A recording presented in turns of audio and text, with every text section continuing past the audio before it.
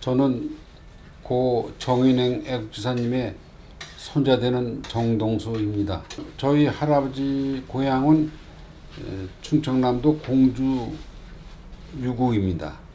거기서 태어나서 이 할아버지가 형제가 이 충청남도 논산군 상월면으로 이제 이사를 왔어요. 두 형제가. 그래서 상월면 상돌이하고 지경리에서 이제 상돌이는 우리 큰할아버지, 우리 할아버지는 지경리에서 정착해서 하다가 이제 그 일제 때 1919년 3.1운동 직후에 우리 충청남도 광복단에 우리 할아버지가 이제 가입이 돼서 거기서 광복단 후원으로서 자금 도달원으로서 활동하다가 이제 결국 일본군한테 잡혀서 고초를 당하다가 10년 언도를 받고 공주 형무소에서 옥고를 치고 나오셨다고. 그래서 1923년에 나오셔서 돌아가셨어요. 그 나오시자마자 한 1년 반 만에 돌아가셨어요. 그러고서 이제 그때 나오시자마자 서울로 우리 할아버지하고 이제 아버지하고 전부 다 이제 거기 논밭을 일본 놈들한테 다 뺏기는 바람에 살 수가 없어서 서울로 올라와서 있다가 거기서 몸이 조금 악화돼 갖고 결국 고향 이제 제2 고향 상월면 지경리 와서 이제 돌아가신 거죠. 거기서. 지금 현재 할아버지의 그 산소는 대전 현충원 제4묘역에 모시고 있습니다. 저희 아버님은 그때 연세가 한 20대 초반, 6.25 사변 때 가평으로 피난 갔다가 거기서 이제 또 인민군들한테 북한군한테 납치당해서 가서 지금 생사를 모르고 있어요. 그때가 제가 10살 때. 어머님도 이제 그 후유증으로서 한 3년 사시다가 돌아가셨어요. 네. 우리야 뭐 전부 다 이제 반고아식으로 이제 성장한 거죠. 이 형도 납치다. 형님이 이제 있었는데 형님이 그때 21살 먹은 형님이 있었는데 연희 논문 다니다가 이제 6.25 사변 날 그때 이제 폭격으로 인해서 헤어져서 그 후로 돌아가신 사람인지 모르고 아버지는 이제 가족을 같이 모여서 할 수 없이 너무 폭격이 심하니까 서울은 그래서 할 수 없이 이제 지방 빨갱이도 있고 그러니까 가평으로 좀 아는 친척을 찾아서 간 거죠. 그 형은 납치를 끌려가는지 6.25 때 그냥 한밤중에 되어버렸으니까. 폭격이 인해서 가족 분산됐다가 겨우 만났는데 형 못 만났거든. 그러니까 용산 살았었는데 그렇게 폭격이 심했어요. 그래서 어쩔 수 없이 집도 다 폭격 날라갔지.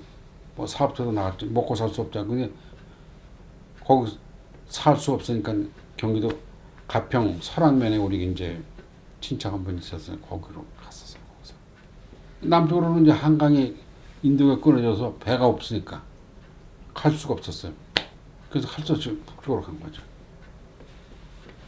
어머니마다 한강 인도가 끊어지는 바람에 배도 없고 그래서 결국 그렇게 그 북쪽으로 간 사람들이 많아요. 그쪽 이제 친척 찾았어. 그 당시만 해도 어쩔 수 없죠. 그냥 이제 뭐 친척 찾으면서 이제 전전긍긍하면서 배우고 뭐 그래서 이제 독학하면서 하고 했죠. 뭐 그러니까 뭐 교육도 제대로 뭐 못해하면서 뭐 월반하는 식으로 말하지 뭐 1학년에서 3학년 막 가서 공부하고 뭐 이래갖고 졸업하고 뭐 이런 식으로 됐죠. 네. 누님하고 떨어져 있었죠. 왜냐면 같이 있으면 생활을 할 수가 없잖아요. 그러니까 누님은 누님대로 또 지척하고. 같은 직접분에 간 게 아니고 따로따로. 그렇죠. 네. 다 그렇게 살았어요. 그 사람은 그 누가 한 집에 그 남매를 다 자기 먹고도 살기 바쁜데. 그러니까 한 사람은 있으면 이제 무슨 신부님꾼처럼 해가면서 또 이제 자기가 노력해서 이제 뭐 야학을 나든지 학교를 다니서 공부를 하고 이런 처지였죠. 그 당시에는 뭐 진짜 밥 30 먹는 것도 어려운데 뭐 어떻게 학교 다닌다는 것은 남자들은 다 웬만해서 결심 가지고는 어렵죠.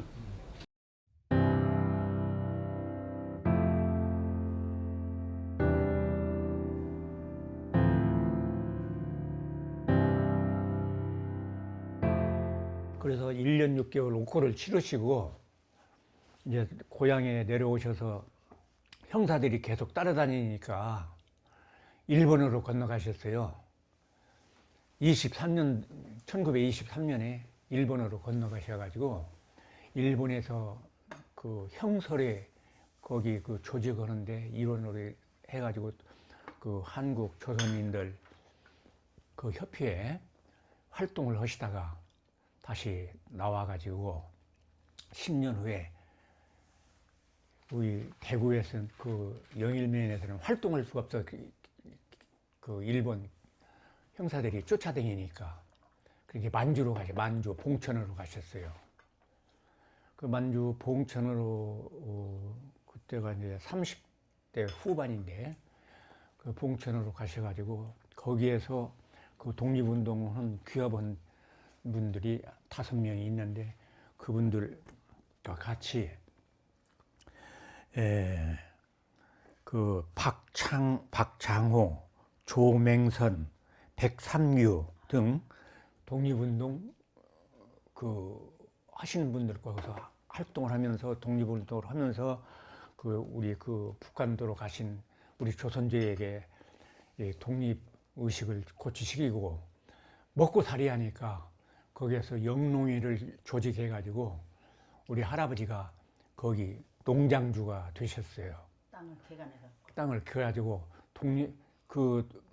독립운동을 하면 농사를 지을 수가 없잖아. 그러니까 거기 있는 사람들을 데리고 같이 농사를 지어서 식량을 대줬어요. 독립운동 하는데 식량을 대주시고 혼자 있기 이제 못 오니까 가족을 전부 다 경상도에 있는 우리 할머니 아들 딸들을 그리 불러드렸어요.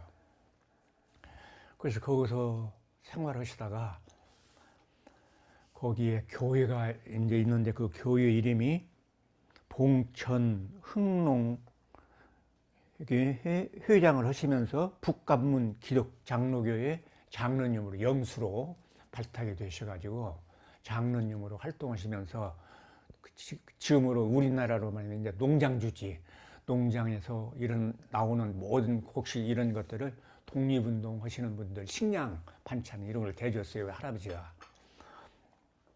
그래서 거기에서 몸이 쇠약해가지고 그 감옥에서 그 고생을 많이 하시고 그 옥고를 치르면서 고생을 많이 하셔서 몸이 약했는데 거기서 잘 먹지를 못하고 그러니까 거기에서 47살에 거기서 돌아가셨어요. 봉천에서. 그러니까 1943년 4월 22일 날 거기서 돌아가셨어요. 47세에. 그러니까 이제 우리 할머니가 아들, 딸이 그 우리 우리 장인 어른은 거기에서 그때 23살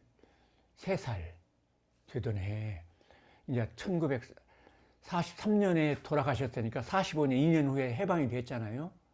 46년 되던 해에 거기서 다시 이제 고향으로 할아버지는 거기서 돌아가시고 먹고 살 길이 그거 그냥 뭐 그 농장을 한다고 하지만 중국 땅이잖아요. 그러니까 고향으로 가자. 근데 여기 전답 있는 고향에 있는 전답을 다 팔아서 가지고 가셨는데 요공에 빈털터리가 됐죠.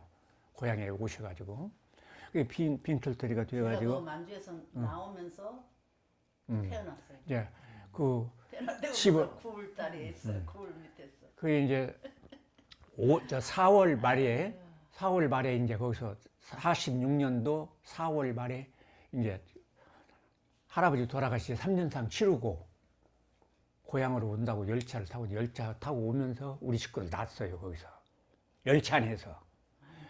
그래서 그 열차에서 낳았어. 그래가지고 여관 얻어가지고 거기서 3일 한 일주일 뭐 일주일도 안 된다 한 4일 정도 그 몸조리 하시고 그냥 땡땡 부은 얼굴로 우리 장모님이 아기 낳고 산후조리도 못 오고 그러고 다시 이제 고향으로 오셔가지고 고생을 참 많이 하셨죠. 우리 이제 그 다음에 그 아들이 이제 우리 장인어른이 장로님이 되셔가지고 대관령교회 강원도 평창 거기 장로님으로 오랫동안 심으면서 그때 먹고 살 것이 없으니까 화전민들을 인도해서 대관령 그 이제 6.25 수복 후에 그 화전민들만 사는 데 와가지고 먹고 살 것이 없으니까 거기 이제 또 대표로 활동하면서 화전 활동을 하면서 이제 의식주를 해결하고 생활을 그래가지고 자식들 가르치고 그래가지고 할머니 고생 많이 하셨지. 그러니까 우리 할머니가 고생을 참 많이 했기 때문에 할머니는 제가 이제 결혼해서 보았어요. 만약에 그런 얘기를 저한테 다 해주시더라고요.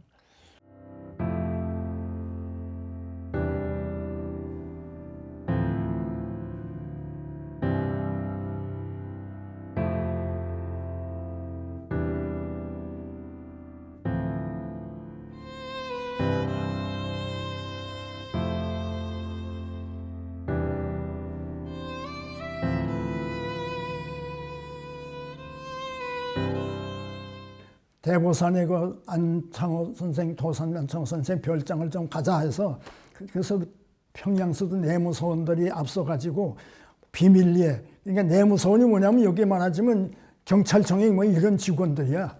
그 사람들을 해가지고 그냥 그때 김구 선생의 의견을 저거 할 수 없으니까 40리께를 모셔가지고 와가지고 동네 옥에서부터 사람들 접촉을 하지 못하게 했어. 그러면서 우리 할아버지 별장까지 와가지고 그때 우리 외할아버지 살아있었거든요. 그래서 아이고 형님하고 인사하고 서로 참 눈물겹게 맞이하면서 다 어떻게 계셨냐고. 그러면서 이제 그 마침 그 구조가 그 도산 할아버지가 다 이제 그 막 플랜 그 계획을 잡았다 할까 평면을. 그래서 아주 뭐 동서적으로 아주 마루방도 크게 해서 여러 사람이 이제 집회할 수 있게 이렇게 만들어놨어요. 손님이 와면 이제 거기서 이제 맞이하고. 근데 거기에 마루방이 있는데 거기에 저거 이 의자가 하나 있는데 그게 이제 우리가 흔한 그 소파, 1인 소파 하나가 있었어요. 근데 마침 난 거기서 이제 뭐 주로 이제 쪼그리고 앉아서 잠을 자는데 한 번 뭐 이렇게 하더니 문 열더니 야 내려와 그래서 이렇게 보니까 웬 흰 두루마기 있고 그 김구 선생님하고 그 서영만하고 내무소원이 이렇게 들어오시더라고. 그러면서 이제 그 우리 외할아버지 앉았던 그 소파에 이렇게 그 팔걸이에 이렇게 무릎 꿇고 이렇게 엎드려 가지고서 도산 선생이 살아계셨으면 나라가 이 꼴이 안 됐을 텐데요 하면서 눈물을 흘리시더라고. 그래서 내가 그 어려서 잘 본 것이 그 소파에 이렇게 똥그르고 있다가 내리면서 그걸 봤어. 근데 그분이 그 돌아가시기 전에 우리 그 들렀다가 오셨어. 그때 그 평양 협상 갔다가. 그래서 그분에 대한 걸 내가 생생히 보는 게 그분이 많이 얽었어, 얼굴이. 이제 공부가 돼서. 그래서 어려서 그런 느낌을 내가 많이 받았죠. 그래서 거기서 떠날 때는 그 김구 선생이 조금만 있으면 통일되니까 너희들 그냥 여기 저거 해라. 이제 그러면서 헤어졌죠.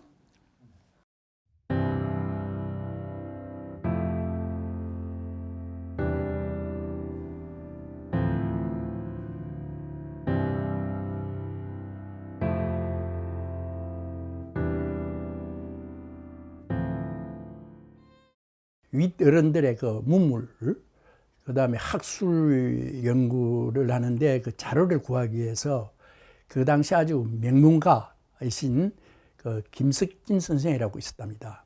자, 그분에게 그 문헌을 고정받기 위해서 그 집을 방문했는데 그분하고 대화를 하면서 자담하는 중에 그분이 말씀하기를 나라가 이렇게 어지럽고 위험한 이런 지경에 처했는데 그 문헌을 고정하는 것이 무슨 의미가 있느냐 이런 말씀을 하시더래요.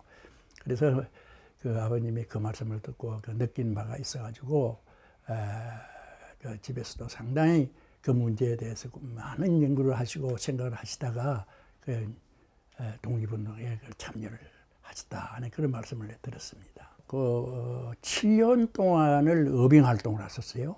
어빙 활동하고 또 8년 동안은 양랑과 침통. 그 양랑이라는 것은 약을 담는 보자기 중치죠, 주문이죠. 양랑과 침을 담는 이런 그 보자기하고 이거를 메고 이제 변장을 하는 거죠. 의사로서 한의사로서 변장을 해서 몸을 피신하는 동시에 비밀 공작 등 이렇게 지하 활동을 8년 동안 했어요. 하면서 15년을 어제 참 초지일관 구국에 헌신을 하셨다고 이렇게 들었습니다. 그래서 제 나이가 16살입니다. 지금으로부터 69년 전이에요. 그래서 제가 그때 중학교 2학년인데 그때에 세상을 작고를 했습니다. 떠나셨죠.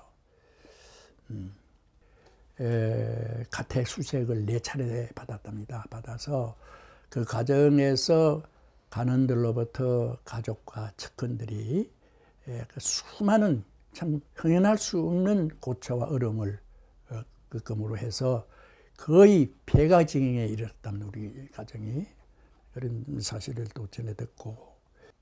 근데 우리 형제가 그 6남매인데 그 중에 우리 둘째 형님도 그 의전을 나왔어요. 그 당시에 나와서 아버지와 같이 배일 운동을 좀 했습니다. 친구들을 어울려서 양대가 그러니까 양대가 독립운동을 한 셈이죠.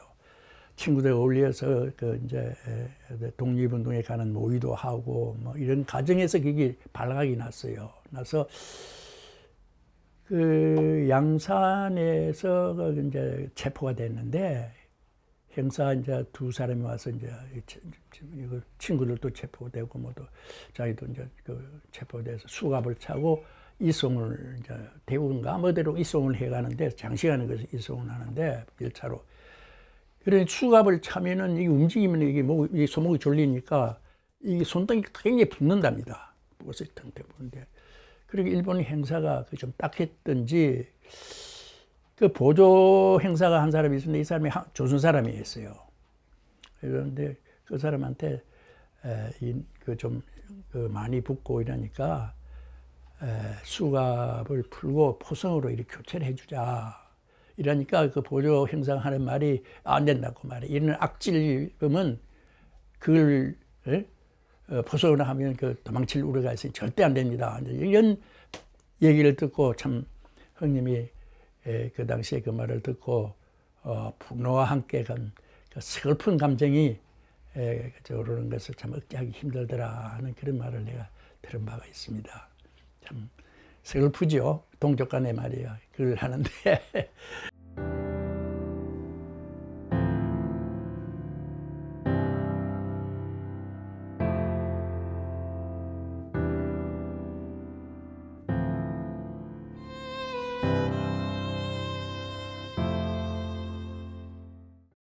신간의 발기인입니다. 신간의 발기이면서 그 중추적인 거의 외갓집에서 했다고 그래요. 그때 그 발기할 때도. 그러면서 이제 그 활동을 하시다 보니까 집안 재산을 거의 다 그 활동하시는 데다 썼다고 그래요. 그래서 외가 쪽이 그러니까 외가 쪽 그 딴 분들 말씀이 외할아버지 때문에 사실은 집안이 망했다 그런 얘기까지 할 정도인데, 하여튼 뭐 그 이면에 그 아까 얘기했듯이 가족사 얘기를 했는데 사실은 외할아버지의 아버지, 나한테는 외증조 할아버지인데 외증조 할아버지가 친일파로 이렇게 분류된 분이에요. 그게. 그 구한 말에 그 학부 대신을 하셨고, 그래서 자기까지 받아가지고 친일파 그 인명사전에 등재가 돼 있는 분인데, 그래서 그 외가 쪽에서는 유일하게 외할아버지 나한테는 외할아버지께서 그러니까 그 집안의 그런 그 과거라 그럴까 이제 그런 것 때문에 더 독립운동에 몰두하셨다 이제 그런 얘기를 이제 하는데, 어쨌든 외할아버지 생각은 그 확고한 어떤 그 민족 의식 이런 게 있었어요. 그래서 이제 그 후에 활동을 하시다가 결국은 32년도 그때 그 신간회에서 구속돼 가지고 징역살이 1년 5개월 정도 감옥에 계시다가 석방되고 난 뒤에 근데 그 무렵에 외할머니께서 돌아가셨어요.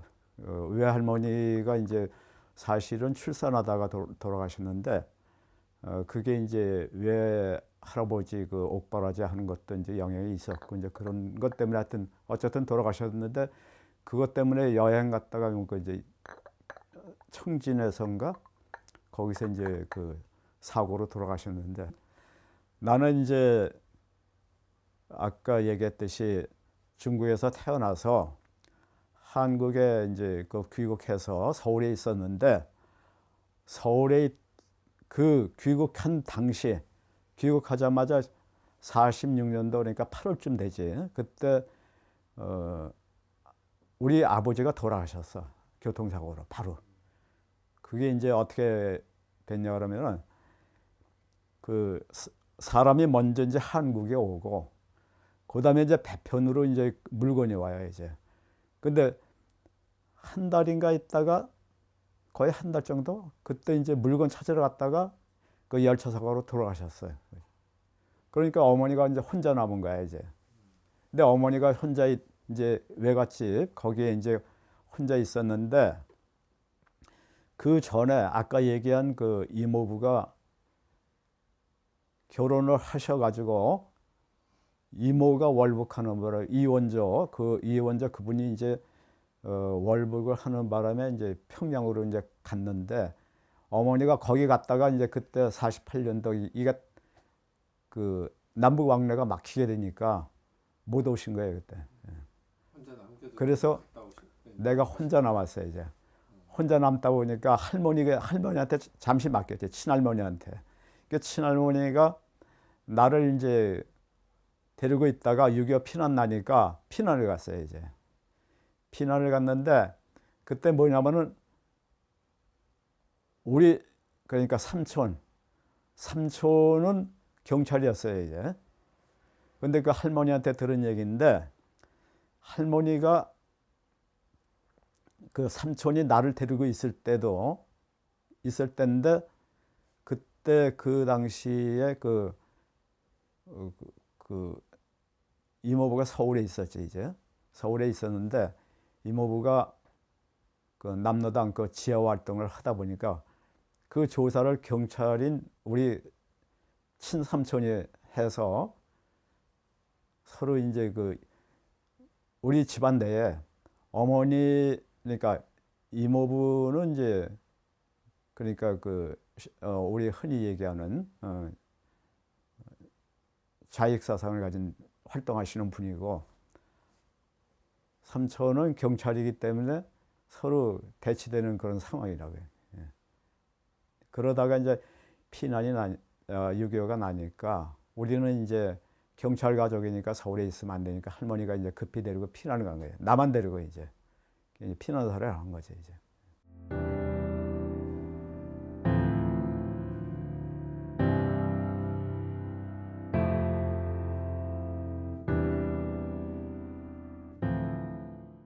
그래서 일본은 아버지께서 이제 자주 왔다 갔다 하시면서 아마 그때가 이제 독립운동 그거를 하시느라고 자금 조달하러 가서 갖다 주고 그랬다고 엄마가 그렇게 말씀을 하시더라고요. 그러니까 돌아가신 건 집에서 돌아가셨어요. 이 서대문 경전서에서 많은 이제 고문과 이렇게 매를 많이 맞고 들어갔다가 또 나오고 들어갔다 나오니까 그게 반복되다 보니까 아버지가 거기에 시달리셔가지고 그렇게 어렸을 때도 그냥 아버지가 편찮으셔서 집에 이렇게 누워 계신 거 그 모습은 생각이 나요. 근데 엄마가 그때 여러 번 그렇게 반복되는 생활에 아버지가 시달려서 그래서 네 아버지가 사실은 그렇게 돌아가셨다 이런 말씀으로 어머니가 해주시더라고요. 나중에. 처음에는 이제 너무 어렸으니까 그런 생각을 못 했어요. 그럼 이제 나이 먹으면서 이제 이런 거를 하고 강북교육이나 하면서 이제 여러 가지 일을 접하고 듣고 그러면서 그 정말 이제 저희보다는 아버지가 그 독립운동을 하시면서 그 어머니의 고통이 많이 크고 참 힘든 삶을 사셨다는 그런 생각이 많이 들더라고요. 어머니가 얼마나 그 40살 막 넘어서 오남매를 데리고 아버지 그렇게 해서 운명하시고 혼자 우리를 데리고 사시는데 참 큰 마음의 고통과 여러 가지 물질적이나 정신적으로나 많이 힘드셨다는 거를 이제 알게 되면서 참 아버지보다는 그 엄마가 더 막 마음이 애리고 그러더라고요. 엄마 생각을 하면. 커가면서는 이제 그 아버지에 대한 정, 다른 애들은 학교 다닐 때도 뭐 이렇게 양 부모들하고 같이 이렇게 오고 이제 막 그러잖아요. 근데 이제 우리는 항상 이제 엄마가 이렇게 하시고 그러니까 그 아버지에 대한 게 이제 그때서부터 그립고 아버지에 대한 게 이렇게 그리움도 있지만 하면서는 얼마나 우리 아버지가 조금만 손을 이렇게 부뎌도 아프고 그런데 그 고통을 어떻게 이겨내셨을까. 얼마나 힘든 삶을 사셔서 결국에는 그로 인해서 돌아가셨다는 엄마의 얘기를 듣고는 그때서부터는 그 아버지만 생각하면 얼마나 그때 우리 아버지가 얼마나 아팠을까. 막 그런 게 마음이 너무 아파요. 네. 그전 같지가 않아서 지금 이제 어떤 그 긍지라든가 자부심이라든가 근데 이제 그런 게 그래 이렇게 할 때는 그래 우리 아버지는 다른 것도 아니고 독립운동자이셨다. 막 그런데 이제 자부심을 느끼면서 우리의 마음가짐도 좀 더 이렇게 정화를 시키고 참 아버지의 그거를 다 저가지는 못하지만 그래도 아버지가 독립운동가셨다는 그 마음을 잊지 않고 간직하고 그렇게 해요 지금.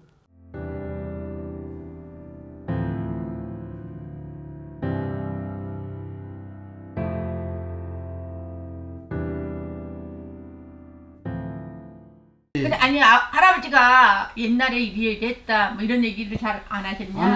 안 해주시더라고 그런 얘기를. 안 해주셨어?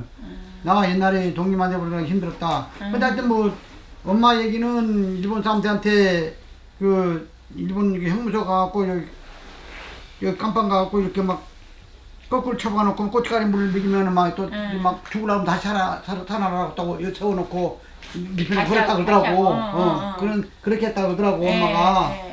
그리고 나한테는 절대 그런 얘기 안 하셔. 절대 뭐 그런 얘기 안 하시더라고. 나는 그래서 할아버지가 우리 할아버지구나라고 학교 교장선생이니까 내가 그렇게만 생각하고 그냥 막 철없이 돌아다녔지. 거기서 막 까불고 그 할아버지 손자라고. 3.1운동이 이제 서울에서부터 시작이 돼서 전국으로 확산될 때 여수도 이제 그때 3.1운동을 하기 위해서 4월 1일 날 일부 이제 그 시행을 했어요. 근데 이제 미리 사전에 발각이 돼서 이제 불발에 그치게 됐는데 이제 할아버지는 이제 학교를 다니시면서 어떻게든지 이제 그런 그 독립운동, 그 만세운동을 좀 꾀하고는 있었는데 실제 실행을 하지 못하고 계셨어요.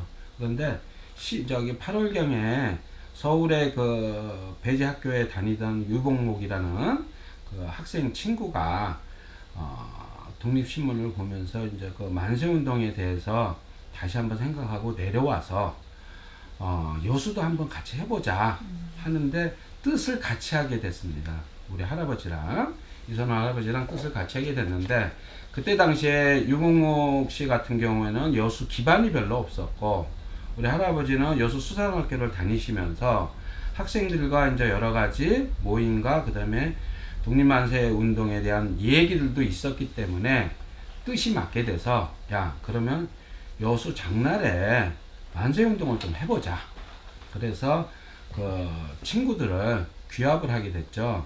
그래서 한 40여 명을 친구들을 불러서 이제 장날에 우리가 태극기를 만들어서 만세운동을 하자 라고 해서 뜻을 같이 해서 12월 12일 날 만세운동을 하기로 했다가 그 하루 전에 한 친구의 그 밀고로 인해서 발각이 됩니다. 종포에서 이제 태극기를 다 거의 만들고 그랬는데, 종포라는 동네가 있었어요. 그런데 그 만들어 놓고 이제 그 밀고에 의해서 이제 잡혔는데, 나머지 친구들은 이제 일부 그냥 가담만 하기로 해서 큰 혐의 없었지만, 할아버지와 유복목 씨 같은 경우에는 주모자로 해서 재판을 받게 됐고, 그 가운데 이제 그 아무래도 서울에서 내려온 사람을 갖다가 더 주모자로 받고, 할아버지는 또 여기에서 이제 동조한 거로 해서 약간 처벌을 좀 덜 받게 됐지만은, 실제로는 주모자는 이제 거의 할아버지가 거의 그 역할을 감당을 하셨죠. 사람들을 모으는 거나 뭐 전체 그 행사 진행하는 거나 이런 것들에 대해서. 그래서 좀 그 일본 경찰에서는 아마 그런 것들을 좀 악질로 봐서 상당한 고문을 좀 했던 것 같고, 그래서 이제 그 12월 달에 그 검거되시고 그 다음 해에 재판을 받고 대구 형무소에서 복역하시고 이제 출소를 하시게 됐죠. 이 나라 이 민족을 깨우치고 살 수 있는 길은 교육밖에 없다고 생각을 하신 것 같아요. 그래서 몸이 이제 출소는 했지만 몸이 이제 예전 같지 않고 움직이는데 좀 원활하지는 않았지만, 교육 사업을 위해서 본인이 이제 사제를 털어서 학교를 이제 세우시게 됐어요. 그게 이제 제자분들이 증언을 하고, 그러는 말씀들이 이제 했던 게 1921년도에 현천에다가 현천 간이학교를, 사립학교를 설립을 하십니다. 그래서 이제 거기에 학생들을 가르치기 시작을 하고 그랬는데, 그 학교가 공립학교가 생기면서 폐지가 되면 또 다른 곳에 가서 학교를 세우고, 미평학교를 세우고 뭐 이런 식으로 해서 학교들을 세우시면서 후학들을 계속 키워내셨어요. 사실은 내가 내 뿌리를 모르더라고. 내가 지금 족보도 찾기도 하고 뭐 그러지만은, 내가 내 원뿌리를 모르고 내가 나를 모르니까, 그러면 내가 조금이라도 좀 찾은 다음에 내 자식들한테 알려줘야겠다는 생각을 좀 했고, 그래서 사실은 지금 여기 할아버지를 찾아다니는데, 제 여기 아들놈하고 일부러 같이 다녀요. 일부러 같이 다녀서. 애도 공부도 할 겸. 그러니까 이제 아들이 볼 때도 이제 증손자녀인데 할아버지를 달리 보게 됐지. 만약에 아버지나 형님이나 누군가에 나한테 그런 얘기를 계속 해주고 나를 어렸을 때부터 같이 다녔다 그러면, 그렇지, 내가 알지. 갖고 있는 생각이나 아마 생활 패턴도 달라졌을 거예요. 알지, 알고 이제 좀. 근데 이제 그런 게 나 때에서 그냥 그랬다라고 끝나버리면 또 나랑 똑같은 거고 잊혀지는데, 아들한테 같이 다니면 아들이 갖고 있는 생각이 뭐 지가 이제 알아서 하겠지만 생각이 그래도 좀 달라지지 않을까. 그래도 이제 그거에 대한 경각심을 갖게 되고, 그렇지.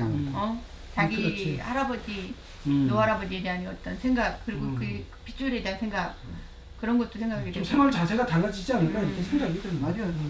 그 해줘야 돼.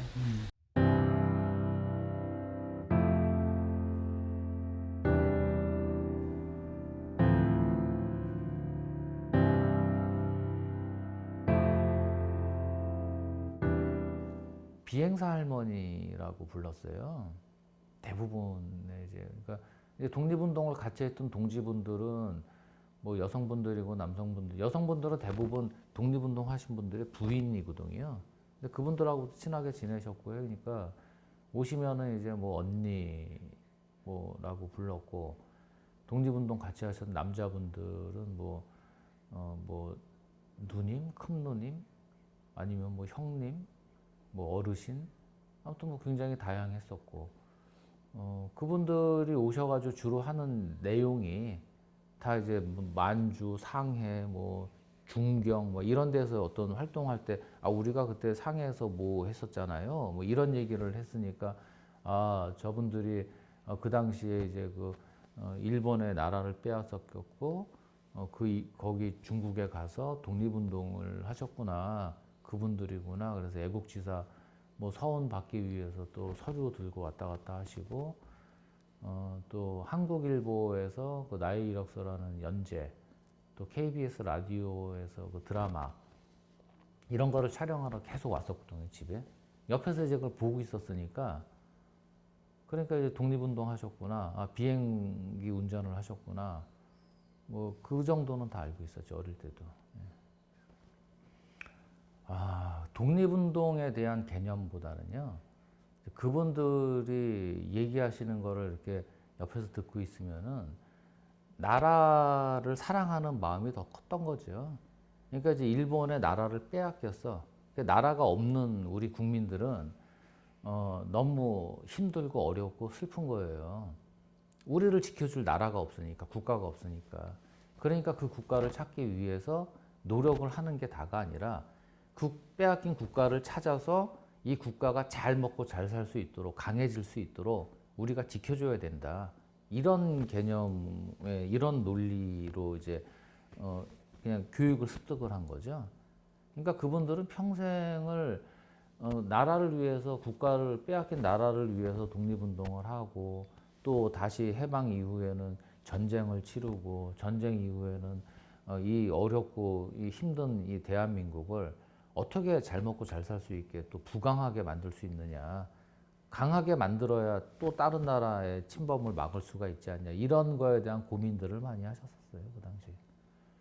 그러니까 이제 저도 자연스럽게, 아, 그래, 나라가 제일 중요해, 나보다 더 중요한 게 국가야, 이렇게 이제 자리가 잡히는 거죠, 마음속으로. 비행사 할머니라고 불렀어요. 대부분의 이제, 그러니까 이제 독립운동을 같이 했던 동지분들은 뭐 여성분들이고 남성분들, 여성분들은 대부분 독립운동 하신 분들의 부인이거든요. 근데 그분들하고도 친하게 지내셨고요. 그러니까 오시면은 이제 뭐 언니 뭐라고 불렀고, 독립운동 같이 하셨던 남자분들은 뭐 누님, 큰 누님, 아니면 뭐 형님, 뭐 어르신, 아무튼 뭐 굉장히 다양했었고, 그분들이 오셔가지고 주로 하는 내용이 다 이제 뭐 만주, 상해, 뭐 중경, 뭐 이런 데서 어떤 활동할 때, 아, 우리가 그때 상해에서 뭐 했었잖아요, 뭐 이런 얘기를 했으니까, 아, 저분들이 그 당시에 이제 그 일본의 나라를 빼앗겼고, 거기 중국에 가서 독립운동을 하셨구나, 그분들이구나. 그래서 애국지사 뭐 서원 받기 위해서 또 서류 들고 왔다 갔다 하시고, 또 한국일보에서 그 나의 이력서라는 연재, 또 KBS 라디오에서 그 드라마 이런 거를 촬영하러 계속 왔었거든요, 집에. 옆에서 이제 그걸 보고 있었으니까, 그러니까 이제 독립운동 하셨구나, 아, 비행기 운전을 하셨구나, 뭐 그 정도는 다 알고 있었죠, 어릴 때도. 아, 독립운동에 대한 개념보다는요, 그분들이 얘기하시는 거를 이렇게 옆에서 듣고 있으면은 나라를 사랑하는 마음이 더 컸던 거죠. 그러니까 이제 일본의 나라를 빼앗겼어. 그러니까 나라가 없는 우리 국민들은 너무 힘들고 어렵고 슬픈 거예요. 우리를 지켜줄 나라가 없으니까, 국가가 없으니까. 그러니까 그 국가를 찾기 위해서 노력을 하는 게 다가 아니라 빼앗긴 국가를 찾아서 이 국가가 잘 먹고 잘 살 수 있도록, 강해질 수 있도록 우리가 지켜줘야 된다. 이런 개념에, 이런 논리로 이제 그냥 교육을 습득을 한 거죠. 그러니까 그분들은 평생을 나라를 위해서, 국가를 빼앗긴 나라를 위해서 독립운동을 하고, 또 다시 해방 이후에는 전쟁을 치르고, 전쟁 이후에는 이 어렵고 이 힘든 이 대한민국을 어떻게 잘 먹고 잘 살 수 있게 또 부강하게 만들 수 있느냐, 강하게 만들어야 또 다른 나라의 침범을 막을 수가 있지 않냐, 이런 거에 대한 고민들을 많이 하셨었어요, 그 당시에. 그러니까 이제 저도 자연스럽게, 아, 그래, 나라가 제일 중요해, 나보다 더 중요한 게 국가야, 이렇게 이제 자리가 잡히는 거죠, 마음속으로.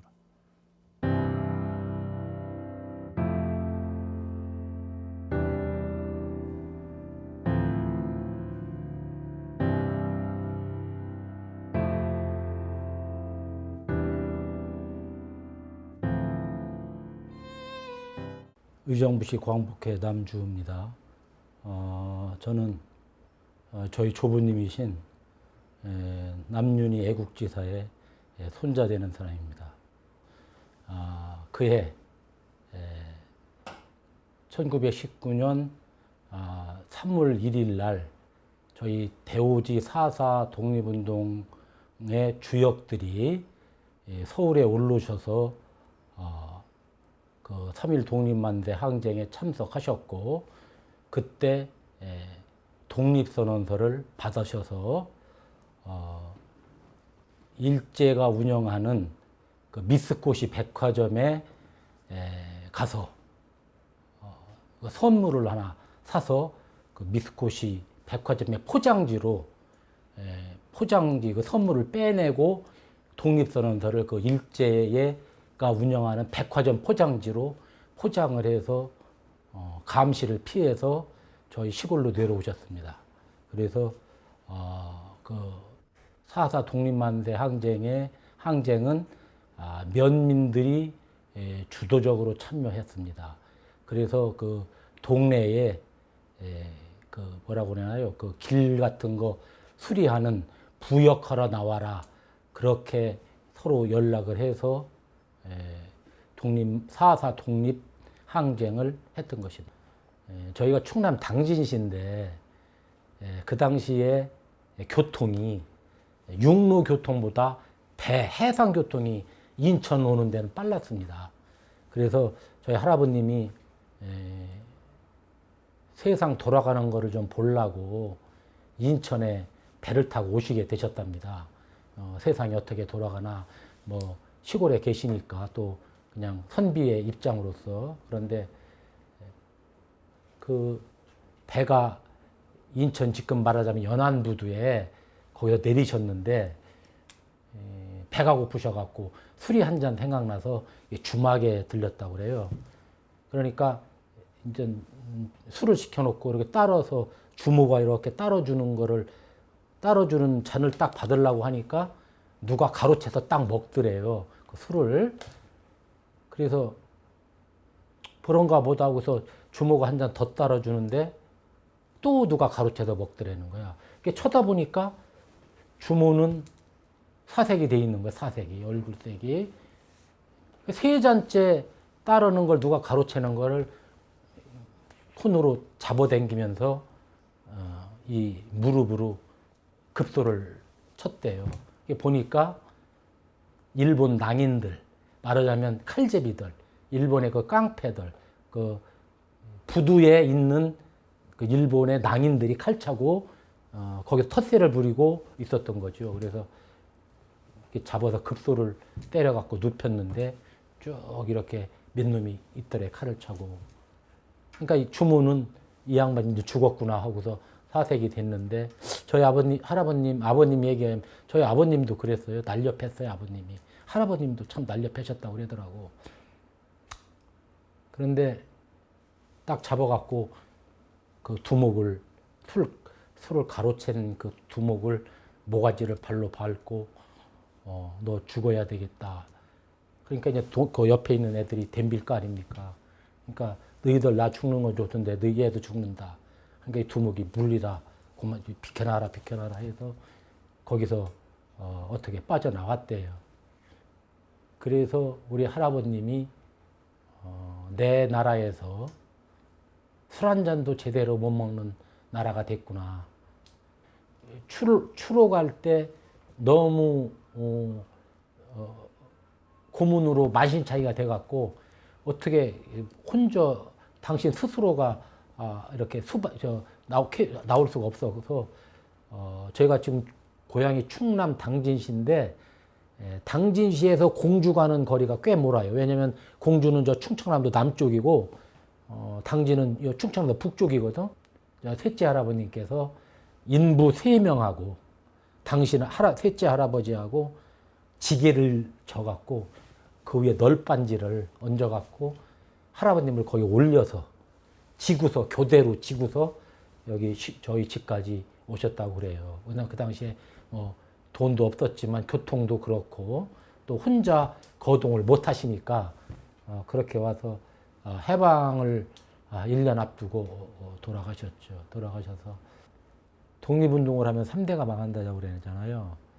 그러면 왜 이 독립운동가들은 국가의 징집명령에 의해서 나라에 헌신한 게 아니잖아요. 자발적으로 하신 거잖아요. 그러니까 자발적으로 했으니까 가족도 버리고 가정도 버리고 그러다 보니까 교육도 제대로 못 시키고 교육도 제대로 못 시키다 보니까 변변한 직장 하나 못 갔고 변변한 직장 하나 못 갔다 보니까 돈을 축적할 수도 없고 부를 이룰 수도 없고 그러니까 교육의 대물림, 명예의 대물림, 부의 대물림이 지금 오잖아요. 친일의 후손들이 지금 우리나라 70~80%의 기득권 세력이고 요직에 있잖아요. 저번에 보니까 기업가 한 80%가 친일 후손이라고. 그 다음에 판검사, 국회의원, 의사, 교수가 다 친일의 후손들이 거기에 많이 포진돼 있으면서 스카이 대학 출신들이 상당히 많이 친일의 후손이라고 그래요. 그러니까 이게 이제 첫 단추가 잘못 깨졌죠. 왜냐? 친일 청산을 못한 거잖아요. 친일 청산을 못했기 때문에 지금